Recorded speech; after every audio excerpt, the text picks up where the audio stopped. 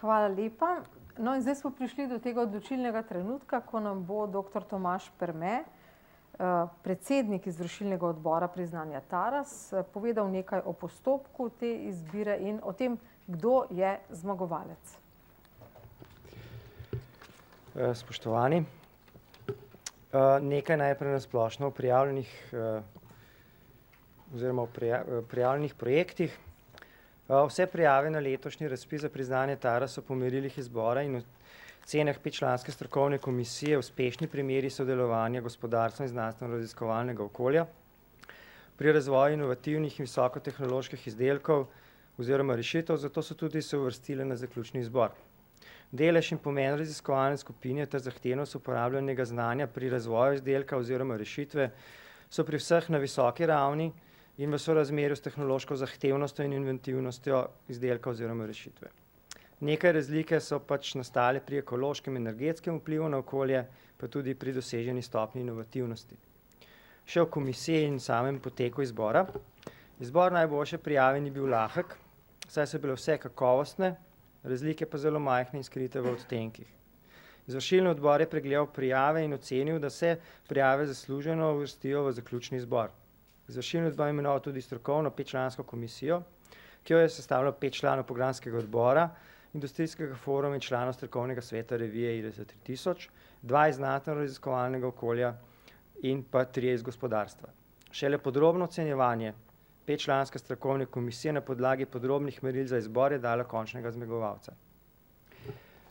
Zdaj pa, preden razglasimo končnega zmagovalca, vabim magistra Črtomira Remca, direktorja CBS inštituta, da se mi pridruži na odru. Namreč postala je že tradicija, da podeli kipca lanskoletni oziroma prejšnjeletni dobitnik Tarasa in oni so bili skupaj s Trimom DD dobitniki Tarasa za leto 2012. No in zdaj na scenosledu piše, da Tomaž Perme prebere, odpre kuverto seveda in prebere zmagovalca in seveda obrazložitev. Industrijski forum IRT in revija IRT 3000 podeljujete priznanje Taras podjetju TPV trženje in proizvodne opreme vozil DD ter laboratoriju za vrednotenje konstrukcijske fakultete za strojništvo Univerze v Ljubljani za uspešno sodelovanje pri razvoju uporabe prave napetostno-deformacijske krivulje pri konstruiranju in razvojnem vrednotenju. To zgledno sodelovanje gospodarstva in znanstveno-raziskovalnega okolja izmed letošnjih prijav najbolje izpolnjuje merila izbora za priznanje Taras. Postopek analize plastičnosti oziroma trajne deformacije izdelka, ki temelji na pravi napetostno-deformacijski krivulji materiala, je izvirna rešitev za vrednotenje mehanskih lastnosti materiala, ki se uporablja v razvoju in proizvodnji kovinskih sestavnih delov v avtomobilski industriji, pa tudi novost v svetovnem merilu, za katero so vložili tudi zahtevo za podelitev patenta. S postopkom so uvedli novo zasnovo vrednotenja, povečali učinkovitost procesa razvoja izdelka in utrdili zaupanje pri kupcih ter povečali konkurenčnost na trgu.